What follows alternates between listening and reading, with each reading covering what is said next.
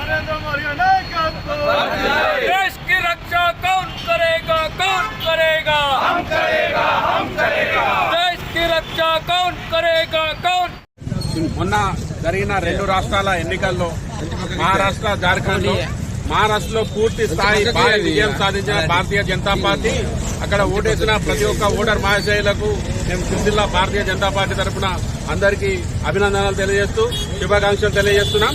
నరేంద్ర మోడీ గారి నాయకత్వంలో భారతదేశంలో ఒక్కొక్క రాష్ట్రం విస్తరించుకుంటూ పోతూ పూర్తి కాషాయమయంగా భారతదేశాన్ని చేసే ప్రయత్నంలో మరో రాష్ట్రం భారతీయ జనతా పార్టీ సాధించింది. అలాగే రానున్న ప్రతి ఎన్నికల్లో భారతీయులందరూ మన ధర్మము దేశము మన దేశము హిందువులము మన హిందూ ధర్మం ఉండాలంటే నరేంద్ర మోడీ గారితోనే సాధ్యం. కాబట్టి ప్రతి ఒక్క భారతీయుడు హిందూ భారతీయులు ఆలోచించి ప్రతి ఒక్కరు ఓటును భారతీయ జనతా పార్టీ హిందువుల వైపు ఒకే ఒక పార్టీ ఉంది, ఇది భారతీయులందరూ గుర్తించాలి. మిగతా ప్రతి ఒక్కరు సెక్యులర్ అంటూ అన్ని పార్టీలు చెప్తున్నారు, కానీ హిందువుల కోసం మన దేశంలో ఉన్న ఏకైక పార్టీ భారతీయ జనతా పార్టీ.